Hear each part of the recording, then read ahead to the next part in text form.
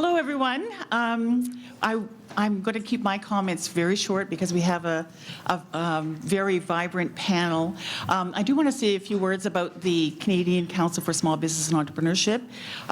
We're so pleased to be here. We are a consortium partner in the Women's Entrepreneurship Knowledge Hub, and thank you, Wendy, for graciously allowing us to be part of this event. What does the Council, our membership is comprised of academics, practitioners, and when I say practitioners, I mean people that are working to advance entrepreneurship across the country in communities, running accelerators, having partnerships with universities, including policymakers and members of the community. And the mission of the Council is to advance entrepreneurship and small business, but to translate research into knowledge and what does it mean for us on the ground and how can we do a better job. We host an annual conference, and that is very much the theme of that conference, where we bring together researchers as well as practitioners, and we do that very thing in a series of workshops where we're translating knowledge and what's coming out of research and how can we turn this into action, or what does this actually mean. We have a journal, so the Journal for Small Business and Entrepreneurship, and our journal editor could not be here, Mai Thi Thanh Thai. We had a special issue on women's entrepreneurship a year and a half ago in the Francophone issue, French language, and we're launching our English language special edition this year, and we have a call out for an editor for that issue. So I'm going to plant that seed for researchers that are in the room.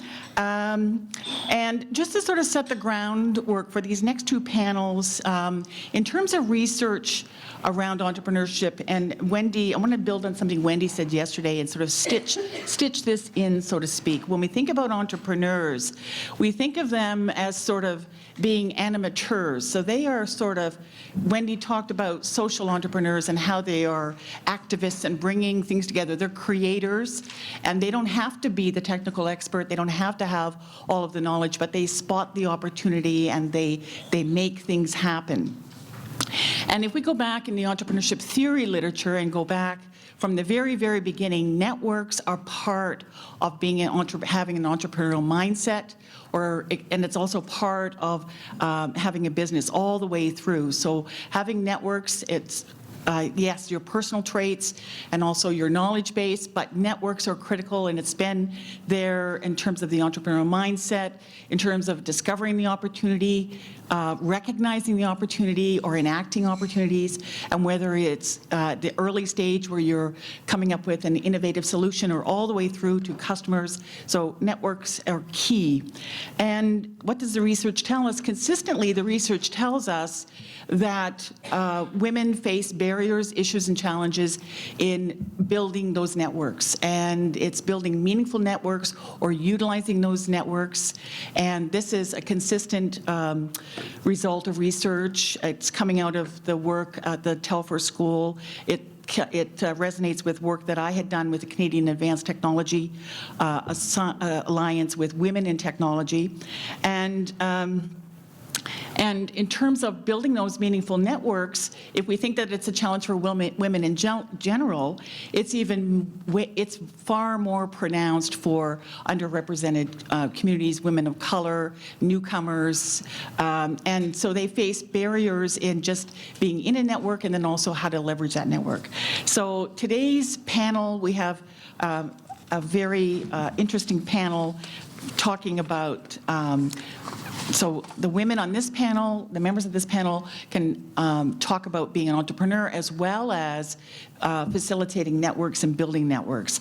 So I'm very pleased to introduce the speakers.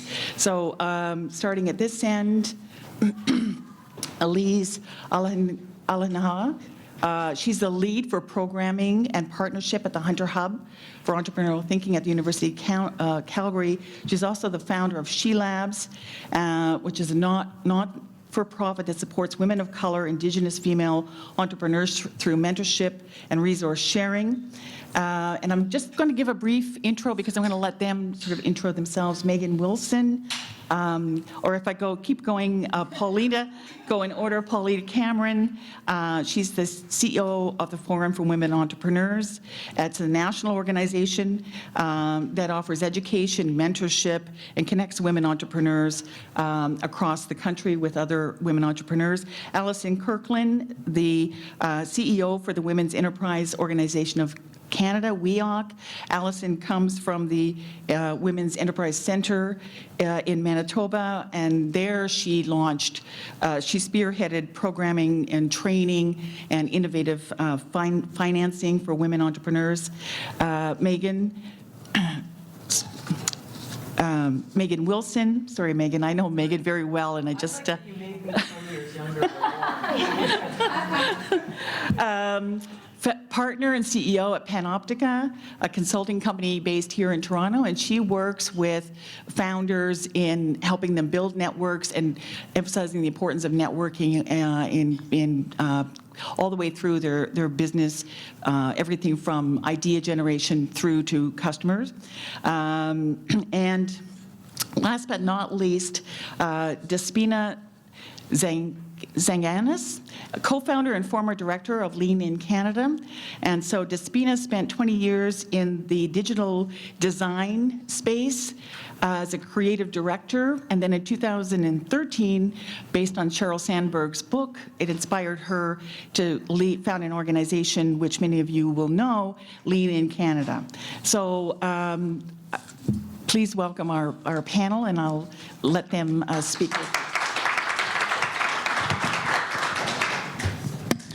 So to start off, I'm going to and we have to be brief, and I am going to watch the time because I want to make sure we have discussion from the floor.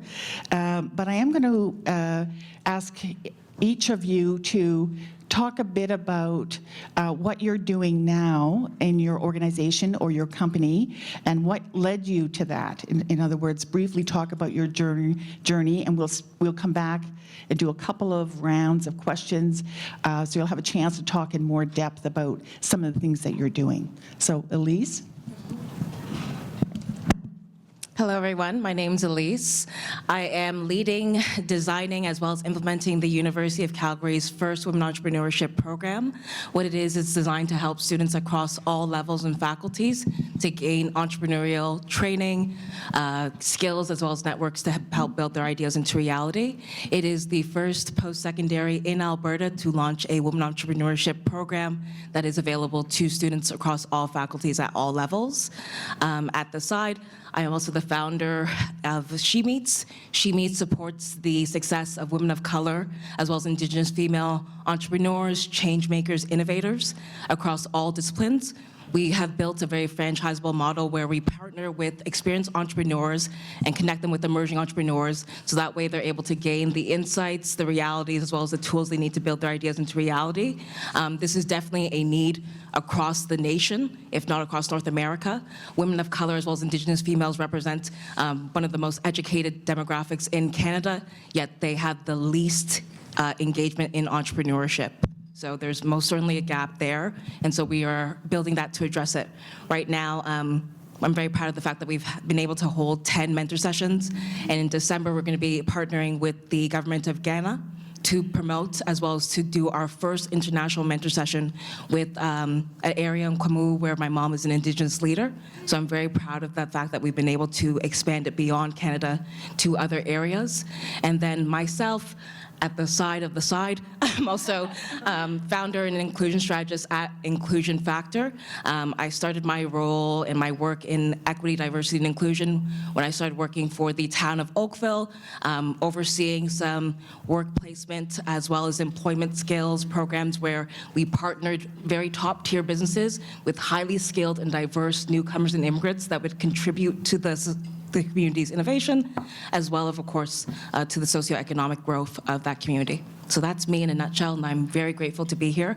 I just wanted to give a quick shout out to Joelle Foster for inviting me to be a part of this very important discussion. Thank you for using your privilege to be able to make sure that diverse perspectives are really showcased at this panel. Yes, lots of Joelle love. Thanks, Joelle, because you introduced me to Mary as well. So extra heart. We're just doing the heart emojis. Helping women. Yes. Gosh, that was so wonderful, Elise. And I love how many hats women wear, hey? And they're all so incredible.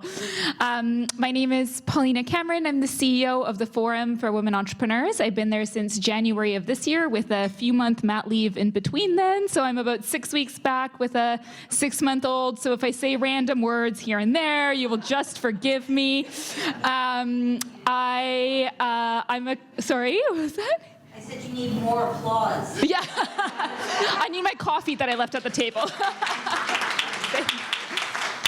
It's what we all do, right? So my hats are with Forum for Women Entrepreneurs, which is a national organization that supports women through education, mentorship, and connection. We work with about 800 women across Canada every year. We're based, our head office in Vancouver, BC, but we're across the country. We run in-person events in Vancouver and Toronto, but we have programming that is available, like, for example, our mentorship program, which is available to anyone, anywhere, of any stage and any background. And I have been a collector of women's stories and supporting women for a long time.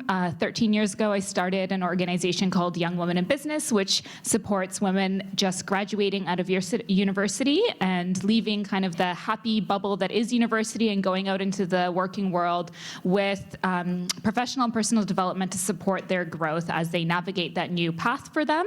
So I left that a number of years ago. I also wrote a book 2 years ago, Canada When 50 Women. Laurel Douglas, I'll give you a shout out because you're in that book. What page are you on? You should know this. But working in this space is the space I love the most. So I'm very delighted to be here and to be having this conversation. Thank you. Thanks for having me. I'm also excited to be here, and I am relatively new to my role at the Women's Enterprise Organizations of Canada. And it is a great evolution of this organization that was formed by the CEOs of organizations that support women entrepreneurs across the country.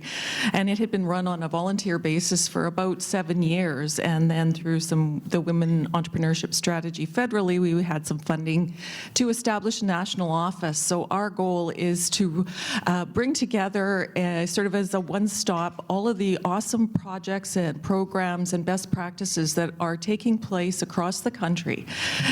There's a lot of organizations in the women entrepreneur space, and they're all doing amazing things. So we want to ensure that the women entrepreneurs in Canada have access to these programs. So it's a really exciting time for us, and I started in September, so looking forward to really building out that project. Somebody said to me yesterday, what's my 2-year plan? And I think really is having an excellent handle on all of the initiatives that are taking place across the country so that we can share those things. And it's just such a great climate right now for women entrepreneurs. And so it's a really exciting time.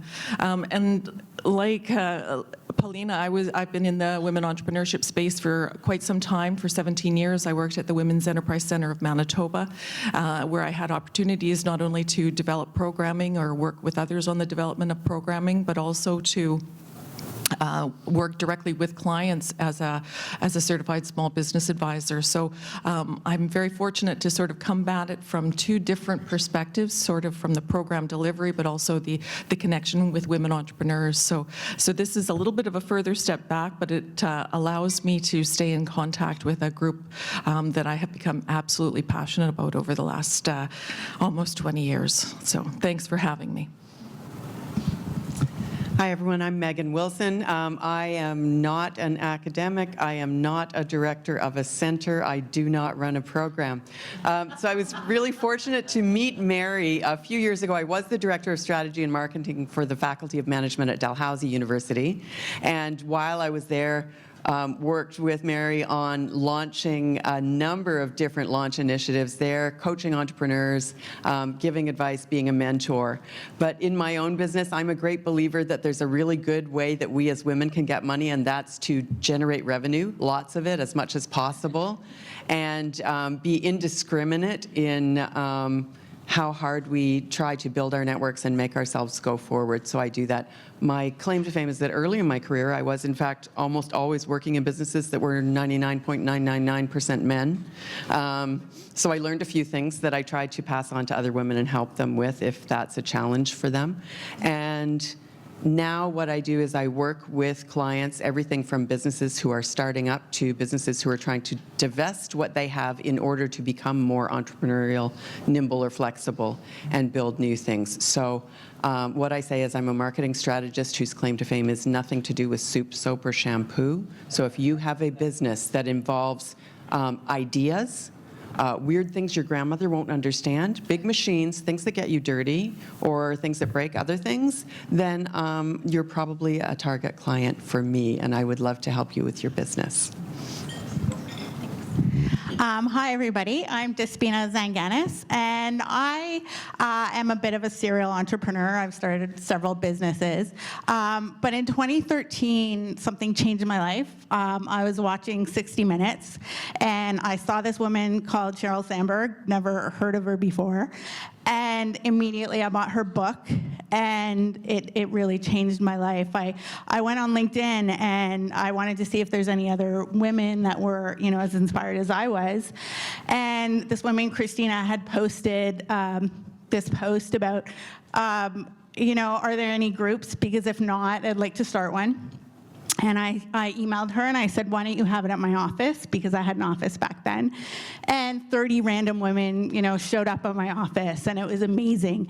And because of Lean In, I've learned the importance of building a network. And it's been amazing. We've grown the organization to, when I left, I'm no longer with the organization, to 6,000 women across Canada, which is like crazy to me. And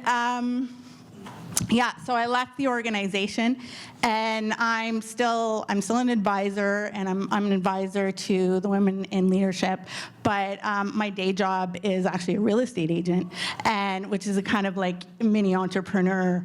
And that's another way that I've learned how important it was to have networks and build communities and stuff like that. So as a real estate agent, I only focus on women. So I write blogs about purchasing a home as a woman and things like that. And as far as I know, I'm the only woman who does, or the only real estate agent who has a focus like that. And it's really brought me a lot of clients, which is amazing. And that's me in a nutshell. Thank you very much, everyone. So I'm suggesting that we get right to it. In terms of building networks, I'm going to ask the next question, which is, what is your organization doing to help women or to support women building effective networks? But included in that question, or embodied in that question, are all kinds of other things that I invite you to talk about. So women, not all of us are good networkers. Not all of us even understand that we have to build a network. Many times there are barriers to building that network, and particularly for, again, racialized women, newcomers, underrepresented community, and so actually, and then once they have a network, how to effectively use that network. So I'm tossing that out there. It's a big question, and also feel free to use examples if that helps explain. So I'll start again with Elise. Yeah, they will. We're going to forward all the microphones. So in my role as the founder of SheMates, supporting women of color as well as Indigenous females build idea into reality, how we support build their networks is, one, giving them representation. Women of color especially deal with discrimination not only through a gender lens, but through a racial lens. And then, of course, what other intersectionalities of diversity they're dealing with presents barriers to them. So one thing we do is when we host events, having women of color in the room, as well as having women of color that are experienced to advise those individuals in the room, plays such a critical part in people being able to realize their potential. You cannot be what you cannot see. If I was to ask everyone in this room to close their eyes and to think of what investors look like or what an entrepreneur looks like, unconsciously there will be an image that comes up that is most certainly probably not representative of women of color. So that's the first thing we do. When we have networking events and when we have mentor sessions, we ensure that the representation of the people in the room represents the communities we're trying to attract. So that's one. And then two, another thing that we do is we teach individuals not only to build relationships, to build their ideas into reality, but to have relationships as a cornerstone of just, in general, supporting your business, whether it be through motivating you or actually helping you secure capital, finance, partners, whatever it may be. We always do encourage individuals to, one, come to our networking events. If you aren't able to come, we usually have online access to mentors as well as e-networking. So that way, if you're not able to attend for accessibility issues, there is online resources available. And then, of course, lastly, one of the biggest things that we do is really connecting them with mentors that are truly aligned with what their needs are. So that way they see a value-driven element to engaging in the activities that we have for them. Before starting She Meets, I did a very thorough needs assessment within the community and across Canada to see if She Meets should even exist. Because whatever the needs of the communities we're trying to serve, and one of the biggest things we heard was networking is intimidating to me because usually when I go in the room, I don't see people like myself. And that could be intimidating just in general. I mean, I've worked at very corporate organizations where I typically was the only Black female that was within the senior leadership team. So I guess for the past 30 or past 20 years, for me at least, I've been able to adjust to that type of climate, but that's not the case for someone that's building idea into reality, or let's say trying to emerge into an industry that they've yet to really tap into. So what representation key is so critical in terms of the people that you're trying to attract, and then of course the people that you match them with in terms of entrepreneurship expertise. And that's one of the key things that we really, really strive and really focus on, self-representation, and not only just even at a networking aspect, but at a programming aspect, at an advisory level aspect. Whenever I'm engaging with government representatives, they usually will say to me they don't know needs because they don't know who to speak to. So as a result, we have transformed She Meets not only into an entrepreneurship mentorship training program, but it's also a think tank to be able to discuss what are our needs, and as they evolve, who are we speaking to make sure that the right people to build initiatives, funding, policies, awareness, are aware of the things that we need in order to move forward. So those are the top things I think of when building networks and supporting women. Representation of the people you're trying to get, gathering needs assessments to really honestly say to yourself, are we actually meeting the needs of the people we're trying to serve? And of course, if you're trying to present a solution, please try and align it with the representative groups that you're trying to attract. Again, when engaging Indigenous females, we absolutely make sure, regardless of the discipline they're in, that there is Indigenous female representation there to advise them accordingly, and if they're not there to advise them accordingly, at the very least to be in the room. Thank you, Elise. That translates into best practices that we can all think about and incorporate into what we're doing at all times. +1 to everything Elise said, yes. You know, thinking about how we co-create with these pieces in mind is really, really important. We underwent a lot of this work at FWE. We brought in our entrepreneurs who we've supported. So we have a network of just under 20,000 entrepreneurs across Canada who we've worked with over the years through all the various programmings. And when we look at what we want to design for the future, we very much pose the question of what do we need to co-create and what needs to be in place so that we are meeting these values that we really want to live by. And if accessibility and representation is one of them, how does the room need to look like? What does the leadership need to look like? What do the conversations need to do? This year, we shifted some of our practices that really have been a welcome, and the feedback we've received has been really, really strong around it. You know, your comment, Elise, around uncomfortableness with networking or being in a room and you don't really know what to do, I think is experienced by many. One of the events that we shifted that we've received incredible feedback on, and it seems really simple, but an event that we run is connected to our mentorship program, where we launch our mentorship program every year, and we invite people who are mentees and mentors to the program. We created a speed mentoring program as opposed to an open networking room. So a feedback that we got from our entrepreneurs is that networking was great, but some of them felt either intimidated to talk to someone or didn't know how to broach the conversation or didn't know if there would be a mutual value back and forth. I think everyone who's been in a mentorship relationship really understands that it is a back and forth. It's not just a one-way street, but can often feel like someone's asking something of someone else. So we switched the event to be when you come to the event, you are pre-assigned by the team 3 people that you will have 10 minutes with, and that was the first portion of the hour of the evening, and then the second portion was open to have further conversation. And the feedback we received from that is it took the intimidation factor of I need to find someone, I need to prove that I need to talk to them, I need to get through something out the door, and we had 3 question prompts that would facilitate that back and forth value exchange. So the intervention of helping facilitate that conversation was really effective for us. Our mantra at FWE is to leave no woman behind, and we think about that really often when we are designing our program, and specifically in terms of accessibility. So a core priority for us is partnering with corporate sponsors who will support that piece for us. E-Series is a 3-day boot camp that we run twice a year. It always makes Siri go off whenever I say it. Is a program, a 3-day intensive boot camp program that we run in Vancouver and Toronto in person, and it has a tuition cost attached to it of $2,500, and we partner with corporate sponsors to support the piece around that, and we have specific goals internally within our team to make sure we have diversity in our group.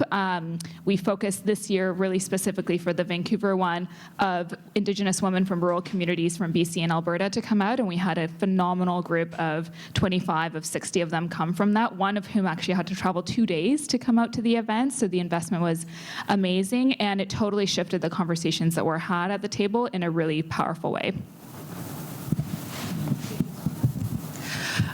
So I guess in my new role, not I guess, I know in my new role, networking is going to be a huge part just to bring all the elements together from across the country.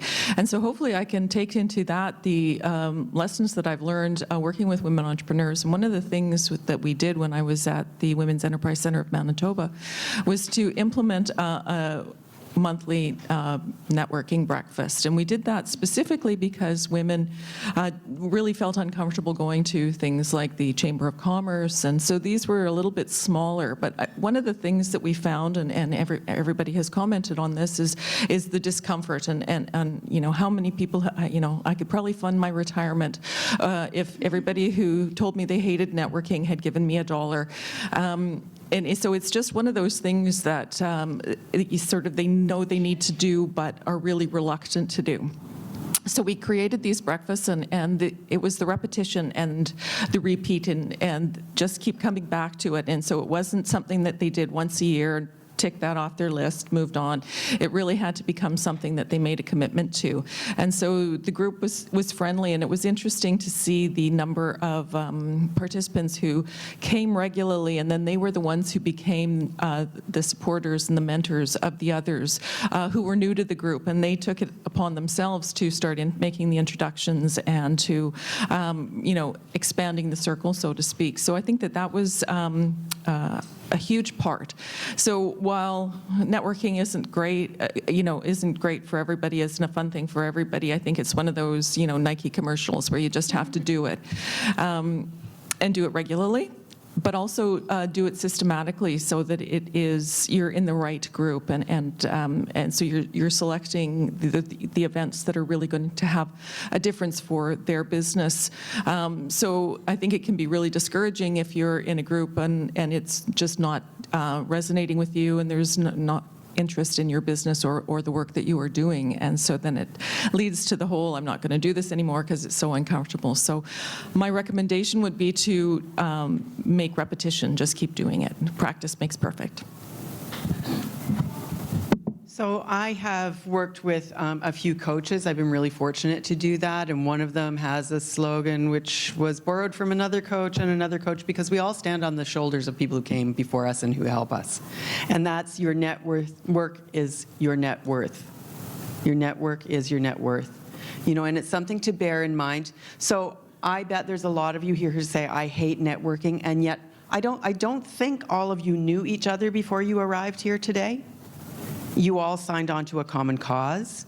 You all came together to hear about something that you believed was tremendously important, and you're all sitting in a room working with other people that you may or may not know to get there. That's networking. That is networking. It doesn't have to be I slam a business card into your hand and we shake and we straighten our ties and we leave the room and tomorrow you get a LinkedIn request from me, although we can all do that too and should do that more. When someone says, go ahead and call me if you need me, for the love of heaven, call them. Find something to ask them and call them, because they will answer. I am having mixed emotions because I am excited and proud to see these young women stepping up, doing something that was not there for women of my age when I started my career, right? It wasn't. We hid, we tried to be quiet in meetings, we tried not to make too much noise, or we were rabble-rousers and protesters and whatever, but there was no middle ground for us.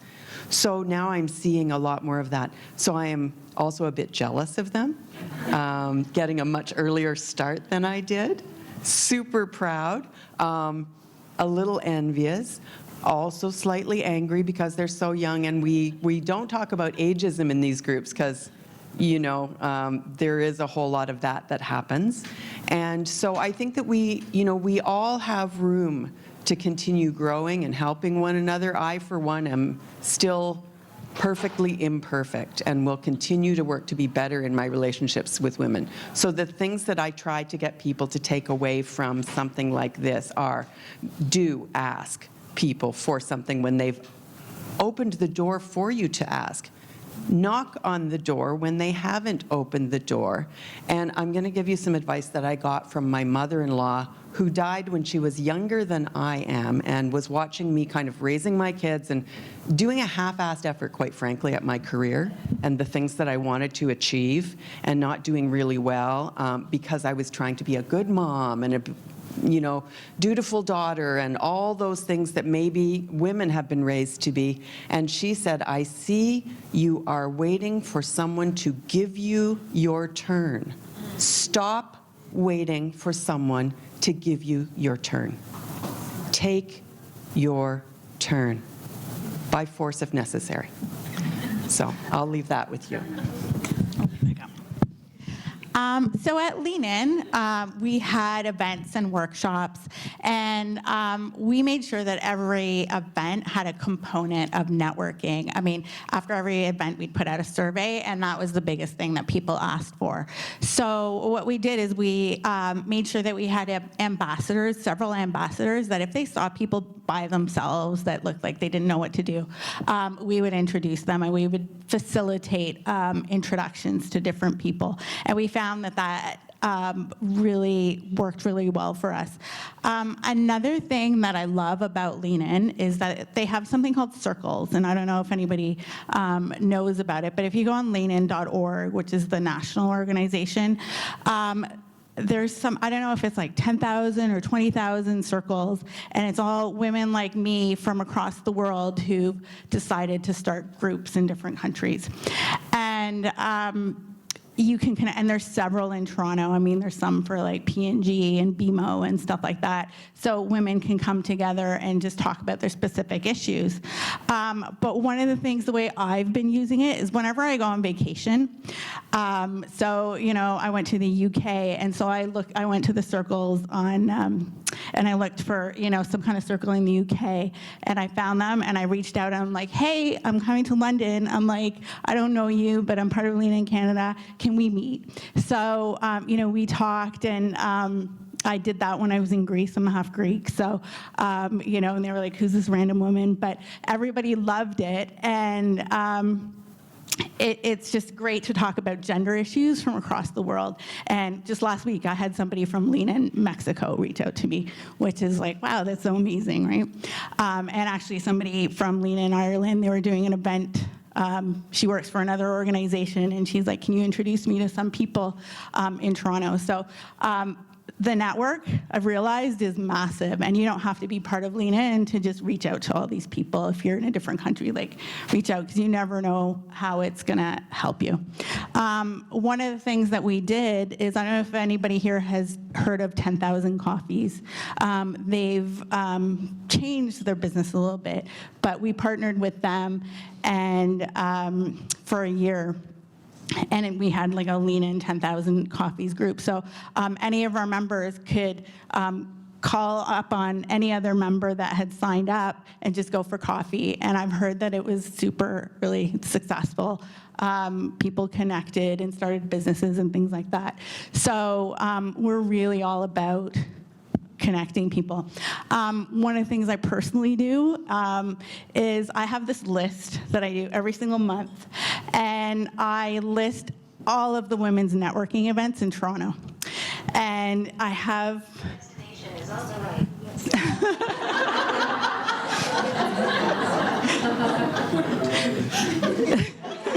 That means you have a right to be here.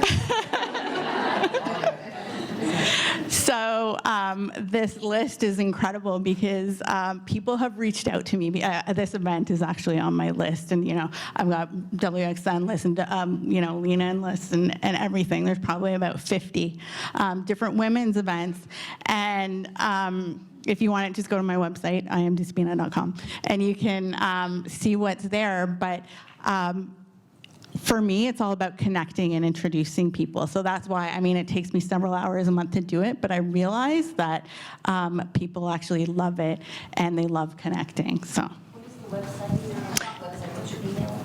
Or it's iamdespina.com is my website. Yeah, and I have the monthly list out there. Great, thank you. Thank you, Despina. Thank you, everyone.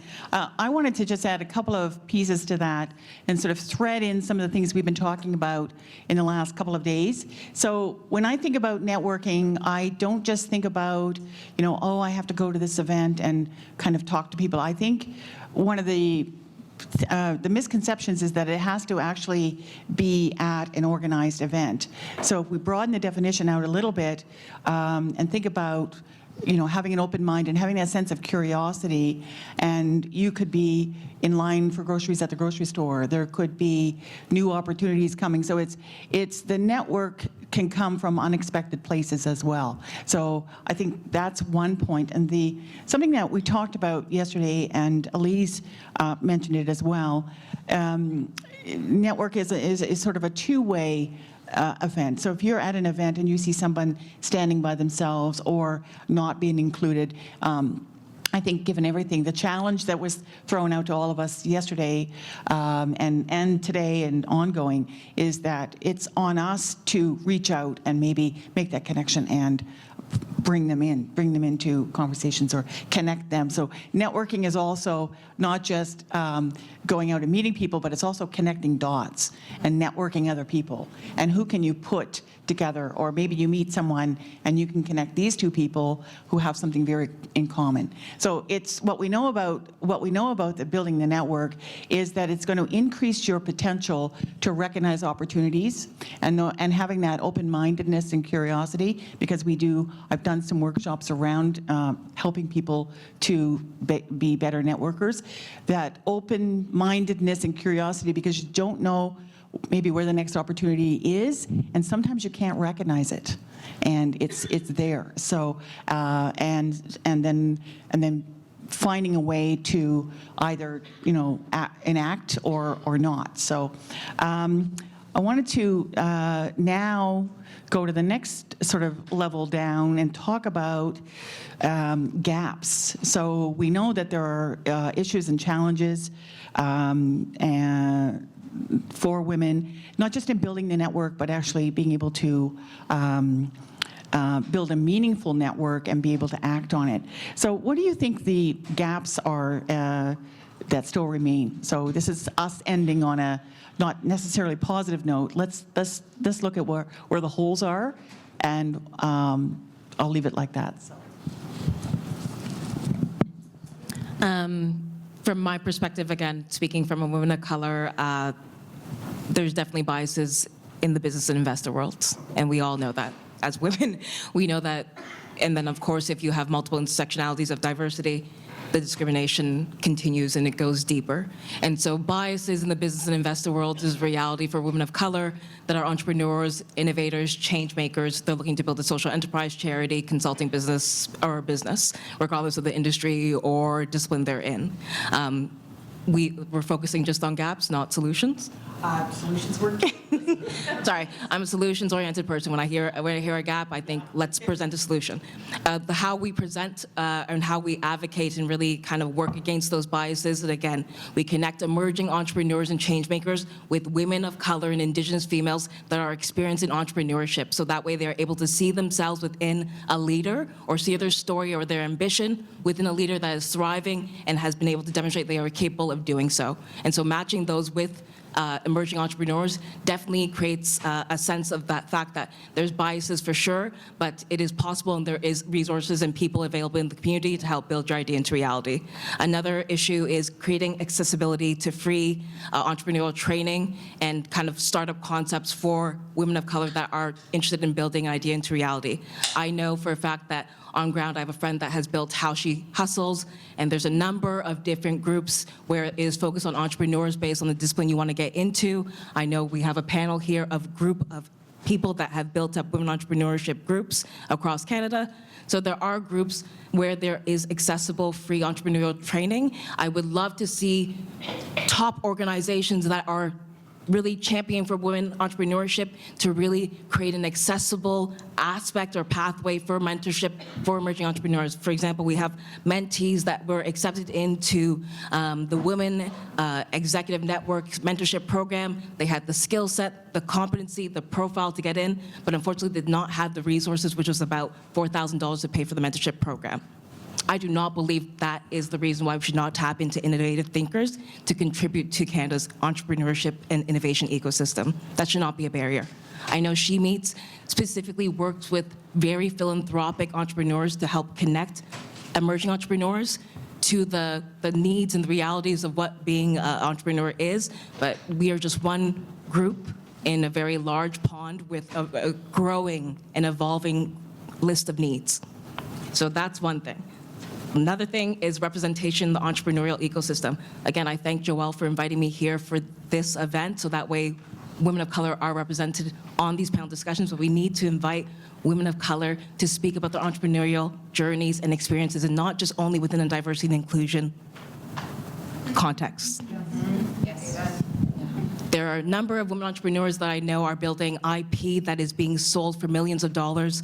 I know there are women that are building health tech companies that are being sold to Silicon Valley, yet they're continually tapped on the shoulder for speaking about diversity and inclusion as opposed to market discovery, customer discovery, raising capital, commercializing IP, whatever it may be. But let's really utilize and tap and recognize the talents and the skill set within our ecosystem and use it accordingly to help emerging entrepreneurs thrive. And then lastly, I'll get off my soapbox in a second. Mentorship for experienced entrepreneurs. I know when speaking to different mentees with She Meets, they're astounded by the fact that there is an entrepreneur that's willing to speak to them one-on-one about their entrepreneurial journey. They have access to knowing what the startup concepts are. They have access to knowing what the entrepreneurial journey is in a theoretical sense. Thank goodness for online resources and things like that that have that information readily available, but they do not know the reality of what it is to actually build an idea into reality. They really don't know that, there are going to be failures along the way, and that's not promoted for some reason in our entrepreneurial ecosystem, but when they encounter a failure, they think that that's actually a sign to stop their business. And that's not. Anyone that has built an idea into reality knows that failure is just a way to pivot. It's a pathway to let you know that you need to kind of go into a different stream of whatever your idea is. And so those are the gaps that I recognize, and I would love to see with the talent and the power in this room for us to really champion the fact that these are gaps in our ecosystems and each of us can contribute in different ways to really solve those issues. So any of those women who didn't get accepted to the, was it $4,000 program? Nuts. And FWE is so happy to support them. Our mentorship program is $280 a year. And our quality of mentors is, I would say, at par or above, but I have a certain bias there. I love those points. And Elise, you also talked on the investing world. So, I mean, we're probably we're talking to the choir here, so we're probably rooted in this data, but we know that 6% of venture capital in Canada goes to women entrepreneurs, significantly lower for women of color or Indigenous women. I'm actually curious, how many in the room are entrepreneurs? A few hands, awesome. Want to be entrepreneurs? Okay, and the rest of you are in the camp of supporting and loving entrepreneurs. Awesome. wonder if we frame it though, how many of you are change makers? There we go. Yeah. Language. Yes. When we phrase it in a different way, it creates more of an inclusive idea of who can build the idea into reality, and that's something we need to talk about.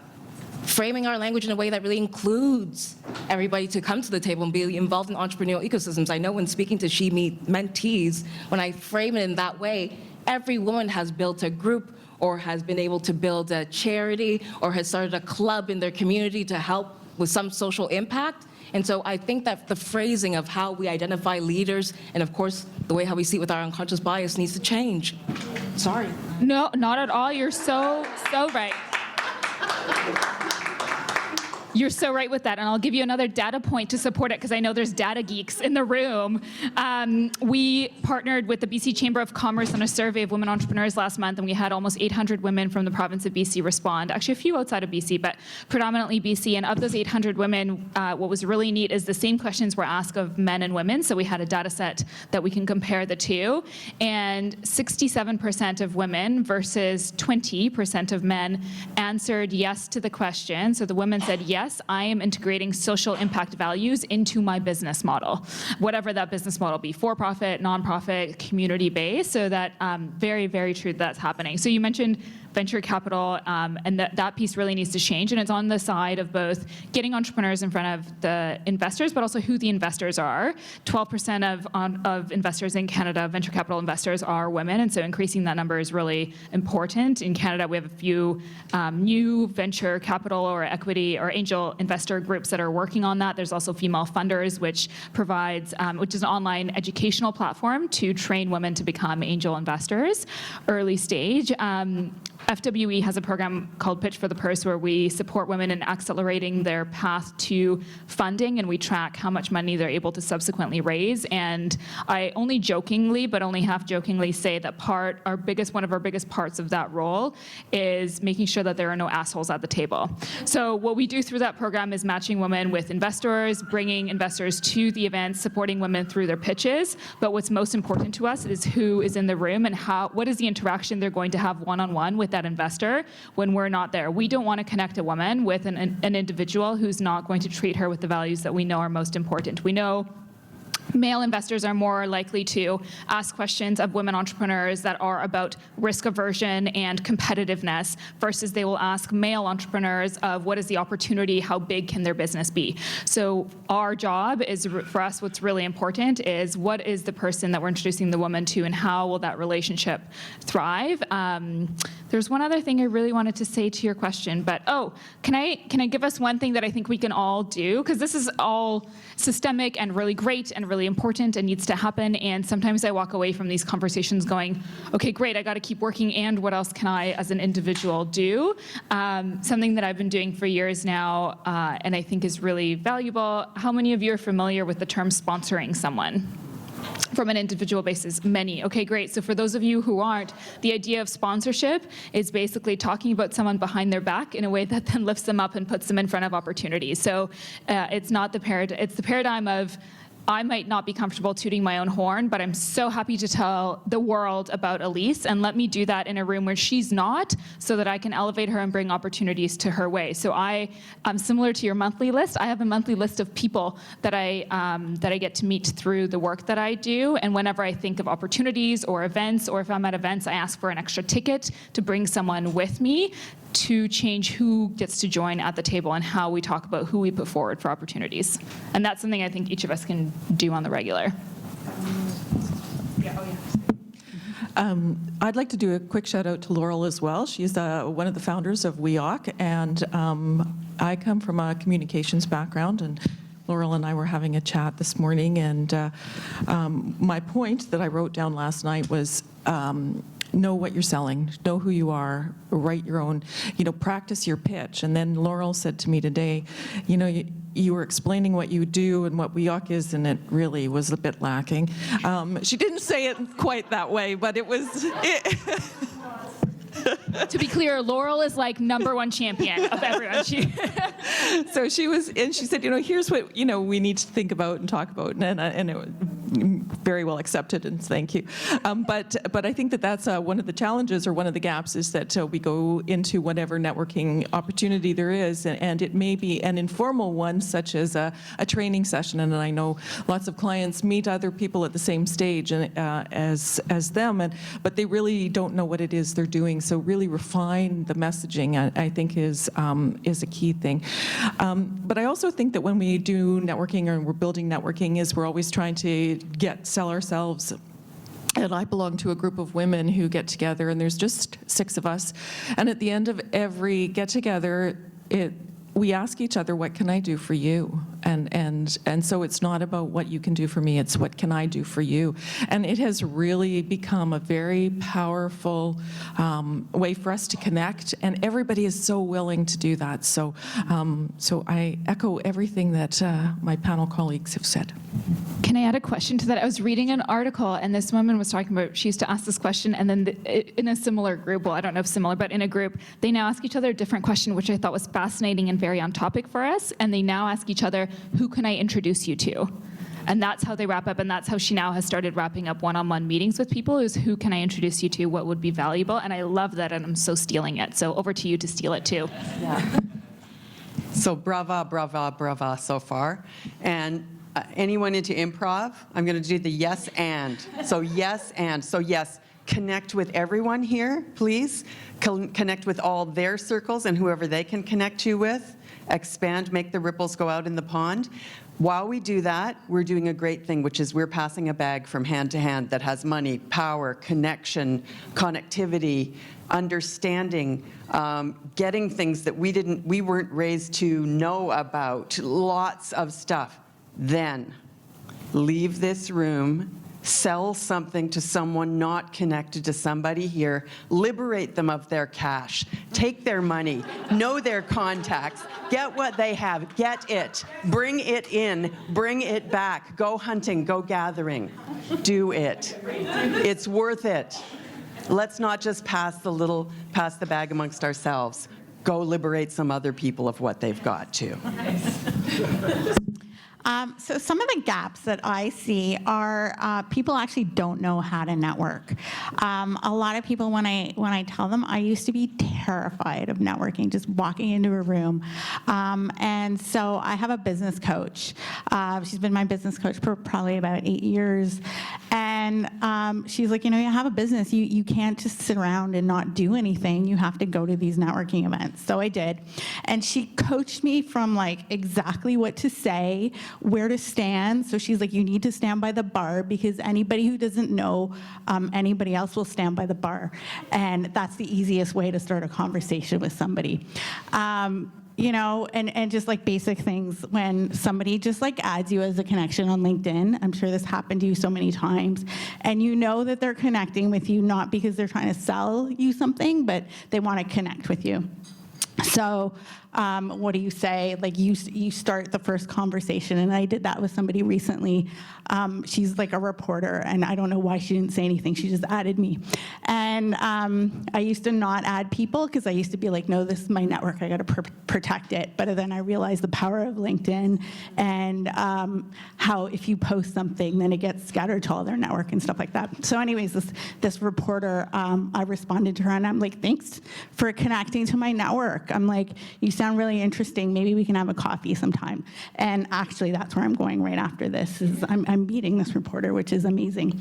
Another thing I found is women tend to connect with other women, and they don't. And I'm guilty of this, and they don't include men as part of the conversation. And the fact is, men are still at the top, so we need to be connecting with them. I mean, sometimes it's difficult because the whole Me Too movement and stuff like that, but we need to be conscious of that. Another gap that I see is women just don't have time. They've got family obligations and things like that. I don't know how to solve that. I mean, at one point at Lean In, we were talking about having, a daycare so that the women can come. Because I've definitely seen that the people that come to our events are women that are, they don't have any children yet, or empty nesters. Those are the type of people. But that gap in between, they don't get there, and they probably need it.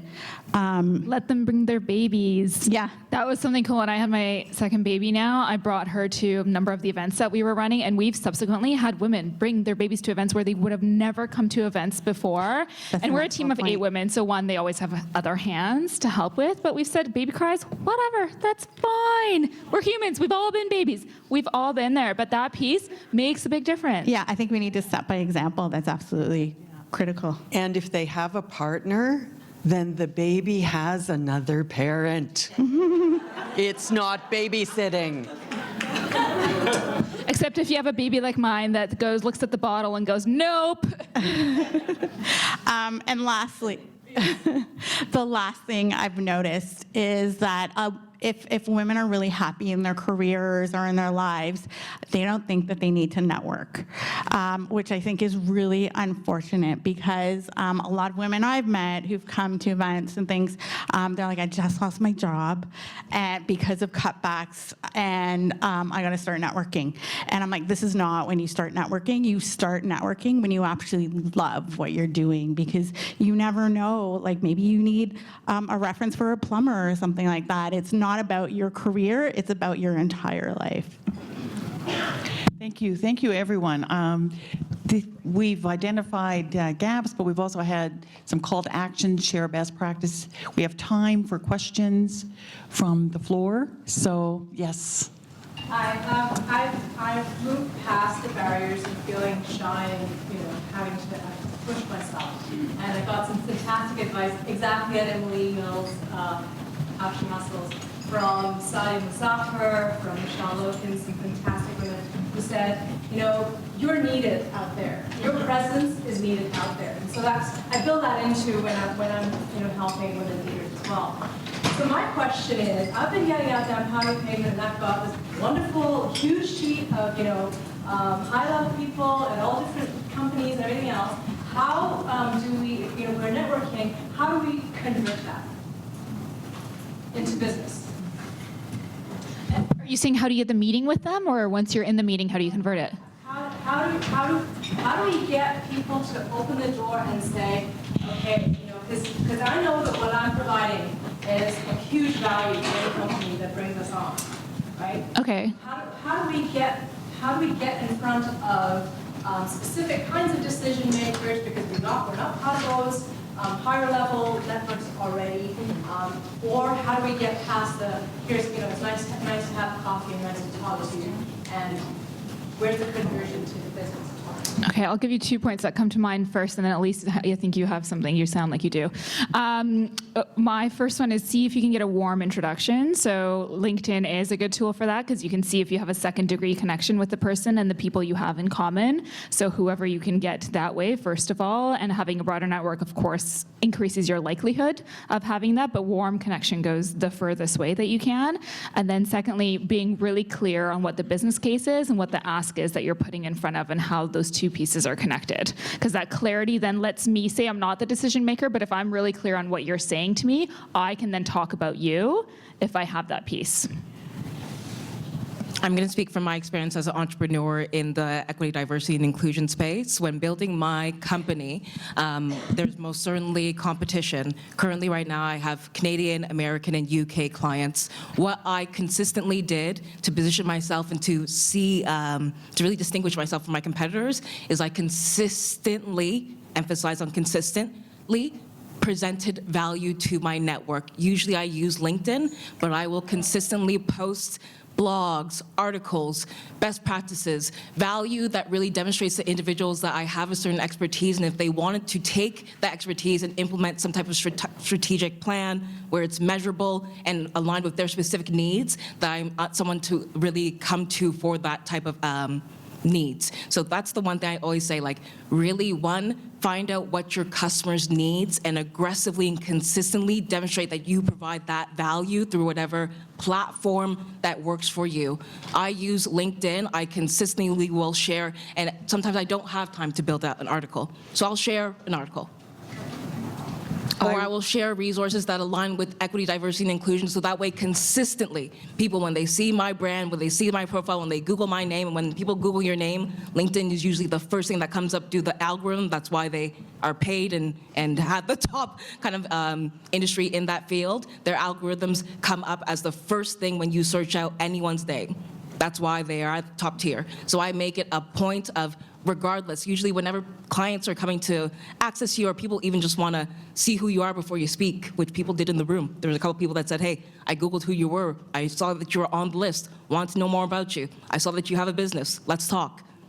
I consistently will craft out a profile so that way if you see me, whether it be online or in person, you will automatically associate the value I could give to your organization based on the needs that I could contribute. Does that make sense? It does. Okay. And I am doing some of that, so maybe it's question time. I will add on top of this. Okay, so yes, being very clear of establishing your profile, absolutely important. Looking for warm leads, absolutely important. But then sooner or later, you need some revenue because maybe you don't want to eat cat food this month. So then you find the person who is connected to some person you do know. That's the first place to start. That's the warm lead.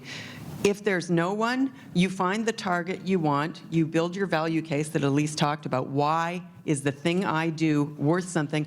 And not why is it about me, of course, because push marketing doesn't work as well as pull marketing. So look for someone who's already expressing that they have a need for the thing you have.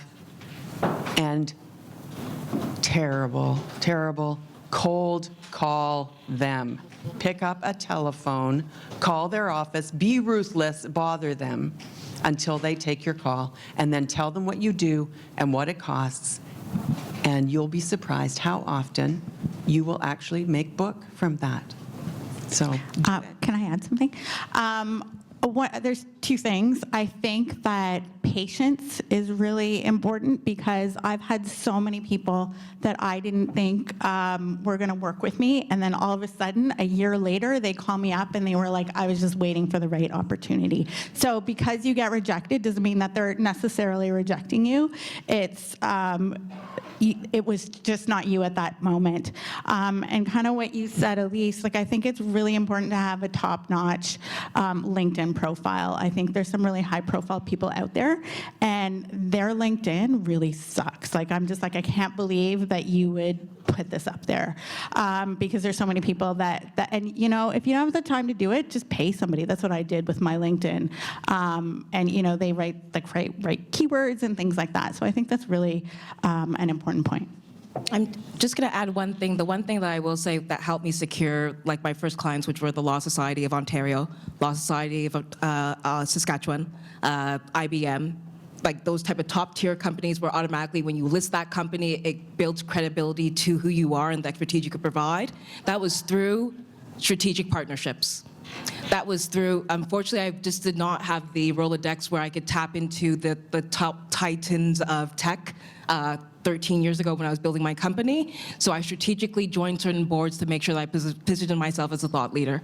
I positioned myself with the Alberta Human Rights Commission. I spoke to the Canadian Human Rights Commission to speak to them to say, I don't see anyone on your advisory team that represents this demographic of the community that speaks to what you do. So as a result, I'm volunteering my time to be a board member. This is the skill sets I can provide. Please let me know. As a result of being on those boards, it automatically, of course, raised my profile and put me in the rooms where I needed to be, where my clients were, which for me, that was large public-facing institutions that most certainly need to make equity, diversity, and inclusion a priority in a measurable way for liability and legal reasons.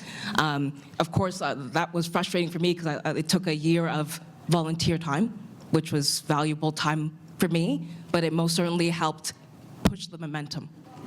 I'm going to just really quickly add one little thing that builds on something that 2 or 3 people have already said. Find a way that you can add value to that person. So you mentioned you had a lot of leads, and you know they're senior. Chances are, if you've figured out a way that you can help them do what they want to do, and then either do the cold call or an email, and it's starts with, I noticed that you're launching this, or I noticed this. Might it be possible too, right? And so think of again, thinking the value proposition of what you can do to help them. Yeah. It can work. Hi. So I'd just like to bring it back to this topic of networks to support diverse entrepreneurs, because really there are a bunch of networks here, and I just think it's really fascinating. You know, we have the Knowledge Hub, which is a network of networks. You know, we're all, and many of us here, WEOC is a network of organizations that support women entrepreneurs, and in BC, we created the Web Alliance, which is a network of networks. So it's a way that all the many women's business groups in BC could come together. And in fact, by coming together, each one of those networks has actually grown in its membership and accessed resources that it didn't have before. And so I think, you know, let's not just think of a network, think of how we're part of different networks in our network. And I just wondered if the panelists had any conversations, any examples of how being inclusive in terms of the other networks that you serve, you know, the research networks or the practitioner networks, has actually created some additional benefits. Elise? I'll just take the lead here. So for She Meets, we partner with strategic partners to make sure that the representation of the mentors and the programming aligns with the demographics we're serving. So again, if you're going to be reaching out to women, realize that there are multiple intersectionalities of diversity, and it makes sense to probably partner with strategic organizations that have expertise in speaking to certain communities. So that way, there's no point of duplicating the wheel. You might as well just leverage the expertise that exists in the community. We feed into, and this was unintentional, but just based on the demand as well as the lack of research and statistics on women of color entrepreneurs in Canada. We feed into Women Entrepreneurship Knowledge Hub in terms of the needs that we are documenting, so that way it can feed up to policy, it could feed up to initiatives, and we can finally not hear the fact that we just don't have women of color speaking to us and we don't know what their needs are. I really strongly suggest for any group that is really targeting women entrepreneurs and really trying to get a sense of what their needs are, is to really communicate those needs, not only just to government representatives and educational institutions that could build out research to support and further demonstrate the need of your organization, but really do pass it on to your partners. This is something that we do with our partners. We really do share the fact that these are the needs we're seeing in our community, as opposed to you having to do your own needs assessment. This is what we're hearing. And we love to partner with your organization to really leverage the fact that we could do resource sharing and create more of an impactful type of impact, I guess, for individuals that are looking for entrepreneurial training and mentorship. And we are over there. I'm going to take one question because you've had your hand up for a while, so we'll make it very, very fast. So, yeah. I'm in the business of size inclusivity and diversity in fashion. And which is something that if retailers and fashion brands don't come on board now, then they might as well. They're literally missing the boat. What I'm finding, and I've been in business for over 35, you can tell my age anyway, over 35 years, I am finding that people will talk to me because I'm an expert networker. Like, I mean, I can teach anybody how to network. But they ghost me after that. I will email them, I will call them, not even asking just to have a quick call, to have anything. And all I'm getting, and this is somebody who wants to talk to me, I'm getting ghosted left, right, and center. And the other thing that my company does is we can provide any kind of training, whether it's diversity training, sales pitch, any kind of training, and we can get that training at no cost to the corporation because the federal government will pick it up. So when I'm offering something for free yet, and something they're really interested in, I still get ghosted. So do you have any recommendation on how you deal with that? So, Can I ask a question? Can I ask a clarifying question? When you are doing your follow-up, is there clarity and specificity as to what you're asking in the follow-up? Absolutely. Yeah. And it's not only the follow-up of what I'm doing. I'm meeting these people. Right. And I've been in the fashion world for a while. I'm actually being called the legend of plus-size clothing. Don't ask me. I did not come up with that. But, so they know that I'm an expert in the field. They want to talk to me. But yet, they just, I keep on trying to set up a time, all of that. When do you get from the try to setting up the time to counting them? Like, there's that fine line that I believe is really difficult to understand. Yeah, goes back to how much patience is required. Quickly, either Megan or Despina, do you want to? When they tell you to take a hike, that's when you stop, I guess, when they act, if they respond to tell you to go away, otherwise, or when it becomes Move on. less useful of your time to keep contacting them than to try someone else. Yeah, I was going to say the same thing. Like, it is patience, like, I'm kind of guilty of that sometimes too. Like, people will contact me over and over and over again.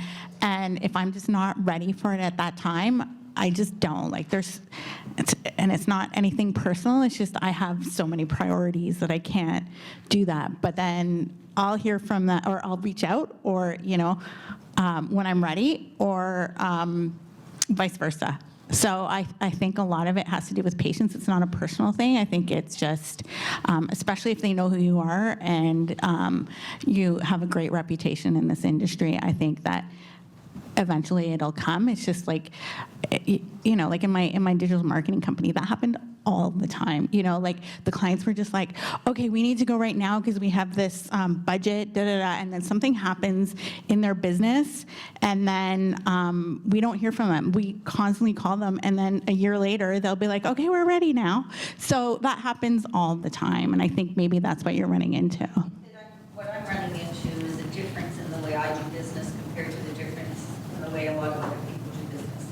And I can be sent everything, like, I want to sell you real estate, I want to do this, I want to do that. I take maybe 10 seconds, and I say, thank you very much, and I'm not interested, I wish you well. It's one line.